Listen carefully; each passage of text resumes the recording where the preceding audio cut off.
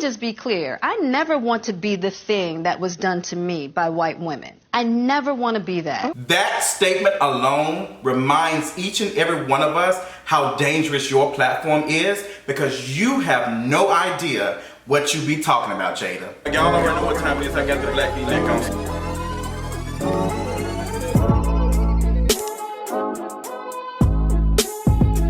What's going on, y'all? Girl, I don't even know what to call this video. I don't know if it wants to be a deer, if I want it to be a black turtleneck. I really don't know at this point. So we've already talked about how dangerous red table talk is. We've seen the men who have came on there and redeemed themselves. We saw earlier where Snoop Dogg came on after making those derogatory comments on Gayle King. He came on there and redeemed himself. We saw a black man by the name of T.I. come on there and talk about him checking his child's genitals to see if they were sexually active. So the red table talk is a place where folks go and redeem themselves, but it's very specific on the people who are able to redeem themselves.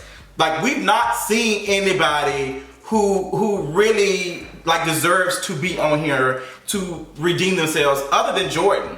That's the only person, and the only reason why Jordan was able to get there is because she is friends with them. So it's not even this thing where this is good for the community. Jada wants to brand herself as this crystal moon magic, vegan, all positive energy, plant mama, all of these things that we see of people who are just good positive vibes. It's just no accountability, no reading, no research, just vibes and clownery. That's what the red table, actually the red table stands for the clown nose that needs to sit on Jada's face. Like, Jada is like a whole clown at this point, and I'm gonna really dive into some things, because I think the only reason why she allowed this white woman to come on this show is because red table talk has not been talked about that much. They've not had that moment where, oh, I have to see this interview, I have to check up. Nobody has really been checking for the red table talk. I'm not saying that the views have went down, but they've not experienced the hype of that viral stuff that normally happens when they have a good interview. We've not seen it since the situation with August Alsina. That hurt red table talk, and it also hurt the Jada Smith, Will Smith empire. Like, I don't care what no one says, like, it hurt, like, it lifted a veil that was like helping them make even more money. And we start to see them for who they are, like some fake ass toxic people. They're very toxic positivity, and this right here is dangerous. For you to sit up here and think that your ass has the power to do to a white woman what white women do to black women every day, that lets me know that you are not reading the material. That lets me know that you're coming on this platform with just vibes. This is the thing that irritates me with folks who have access. This is what makes some of you celebrities extremely dangerous, and folks with so much money, is that you don't really have to be good at what you do. You can just do a little bit of something. You can spend the money on it. Versus somebody else who is out here reading and researching and actually talking to people who know what they're talking about so they can get a more informed opinion. You're not doing any of this. This energy that you're giving is extremely harmful to black and brown folks, specifically black folks. There is no, I cannot believe in 2020, we're about to enter 2021, you've seen all of these things that have happened with black folks this year. You've seen all of the things, and you get out here and think that you holding a white woman accountable is reverse racism. Like, that's basic what you say. And honestly, when I listened to this thing, when I listened to the first 2 minutes before this girl sat down, you sounded like somebody, and I'm not gonna say, but you reminded me of somebody who's been critiqued on this same trash politic. Like, I'm here with Gammy since mama was out here telling you there is no reason for us to invite this white woman on here to get on here and talk about her privilege. It is a privilege to want people to realize that you are not a bad person. That is a privilege with itself. Black folks don't get that. We don't. You either bad or you either good. That's it. There is no in between. The moment you do, and you don't even have to be necessarily bad. You can just be wearing a hoodie and be on the elevator with a scared white woman and be bad. Bad can get black folks killed. Like, this girl has the privilege, not just with being a white woman, a white girl, with rich, wealthy parents who spent $500,000. $500,000 to get her into a top school. Not that she even needed the school, because sis was out here getting brand deals that black folks on YouTube would never touch. Sis was getting brand deals with Marc Jacobs, all these stuff. And this is how it works, because being on YouTube is long. These folks care about profits. And she has a bunch of white girls watching her, a bunch of white people. This is easy money. She doesn't even have to finish school. She does not have to. She didn't even necessarily need her parents to even be famous on YouTube, because she's a thin white girl. That's it. That's the perfect thing. If you look at the top YouTubers, all of them look just like this girl. All of them look just like Olivia. All of them look just like her. They sound just like her. That's how she was able to create this, because she didn't have to do much. So she comes on this platform, and you're not telling me that she made a phone call to be on here. Her team told her to be on here to redeem herself.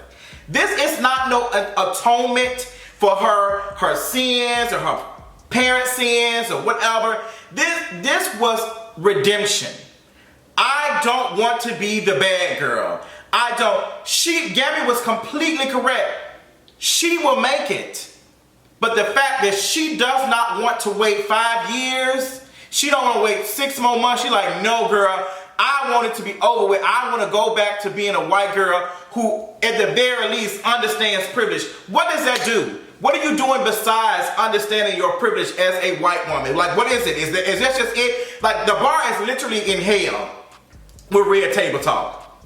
What is she going to do? Is she going to start some initiative to get black and brown folks into these colleges and universities? Is she going to start some type of scholarship fund for black folks, underserved black? What is she going to do other than just realizing that she is a rich white woman with rich white parents? She lost brand deals. Okay? That's it. And this is the problem that I have with Red Table. This is the continued problem that I have with Red Table Talk, because they're not actually out here, like, they want to be this thing for community, but they're not even listening to community tell them what they need to be working. Y'all are not in conversations with folks who are telling y'all want to have a conversation about racism and all this stuff, but y'all never touch class. And the reason why y'all never touch class is because y'all three light-skinned, thin women sitting at this table with this big-ass red clown nose in the middle of it, talking about privilege. When y'all have privilege, that's why she said, remind me of Willow and Jade. Like, because you are the same thing. You are that sister. You are. That's how it is. Your children have been able to get that because of that. That's why you saw that. You thought it was okay to say that. So it's time for you to have conversations with folks who are actually out here struggling and out here trying to get into college. Trying to. See, at the end of the day, Red Table Talk is not this thing for community. It's not this thing for black folks.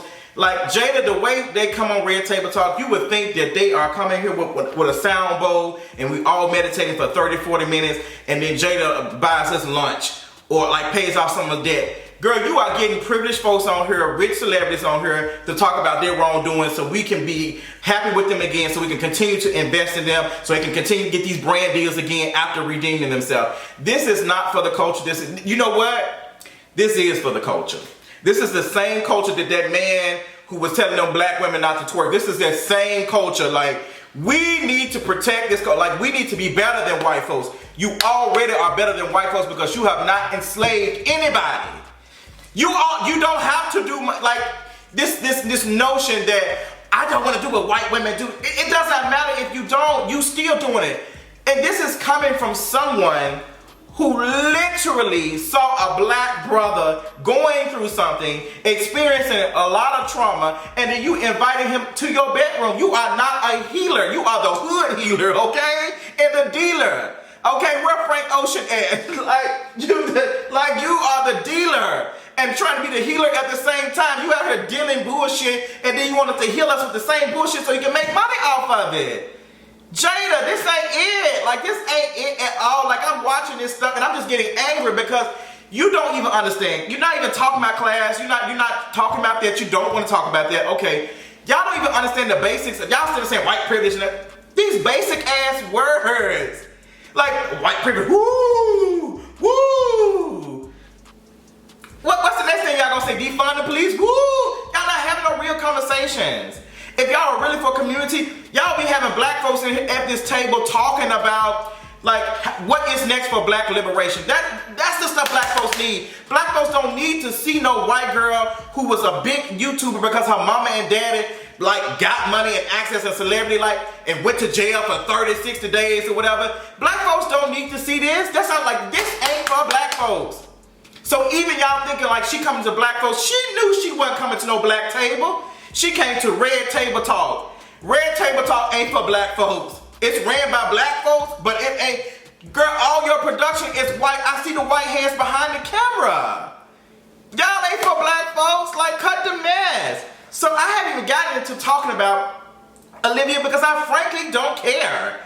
Like, I don't care about her experiencing whatever. Like, I don't care about the fact that she had to learn her privilege and I need to understand and da-da-da-da. The best thing she can be doing is redistributing her coin. I don't want to see no white tears. I don't feel bad for her.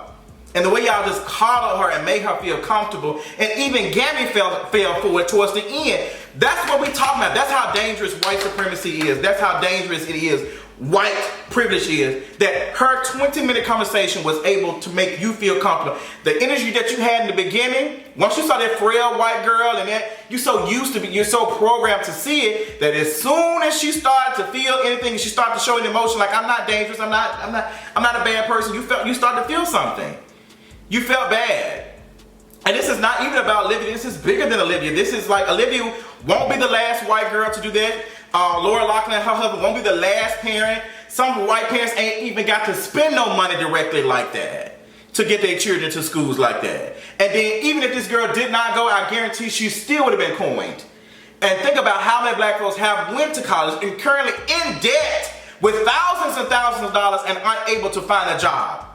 Unable to do this, but sis can get in here and talk about her pain and her suffering with losing brand deals when you got all these black folks who have went to school, finally were able to quote unquote pick themselves up by their bootstrap, go to school, now in this enormous amount of debt. Like, black folks don't even end up making it out of college because as soon as they get there, they got to find a job to be able to take care of themselves. I was literally having this conversation the other day about my cousin. Like, I don't want her to find a job because I know that is the path for her not to finish. But I know that happens.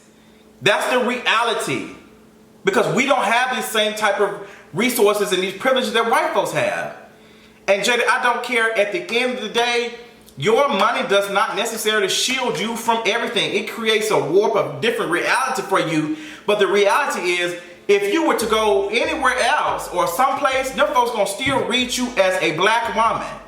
Still gonna reach you as a black woman. You will never be able to access the privilege and power that Olivia has been able to, and currently still has access to it. So I'm gonna tell you what's gonna happen after this. Now that you took the bait, and the only reason why you took this bait and had this girl on the show because you need ratings. It's not about redeeming it. It's not about y'all killing me with this toxic moon crystal bullshit. It's never about that. It's about money and profit. At the end of the day, y'all kill me with, we just need to know, we provide a space, and we are here telling you, how the heck you, I'm still confused as to how she calling herself the healer, and she's the dealer in chief. But this white girl will be fine. So what's going to happen is, you've made it safe for her to get out here and get her redemption. I guarantee you in the next weeks or the next months to come, she will be out here doing interviews with other big networks. Now CBS is going to probably take her, and NBC, all these other folks. and now she will be back in her good grace again and making the money that she missed out on. She probably even make more money because now she can say she has 2 parents that went to jail and they were just trying to make a way for her. This is how dangerous Red Table Talk is. I can't stand the show. The only reason why I watched it because I saw the clip and I did not want to go off the clip, and I watched it for y'all. I literally just engaged in it just for y'all. And I'm just like, it's just once again, the Red Table Talk just proves that the red in the middle of it is the clown nose. So go ahead and put that on for me, boo. And go ahead and log out for me. Tell me what y'all thought about the Red Table Talk conversation. Watch it on Facebook if you want to. If you don't, please don't. Girl, let me know your thoughts in the comment section, and I'll talk to y'all later on tonight.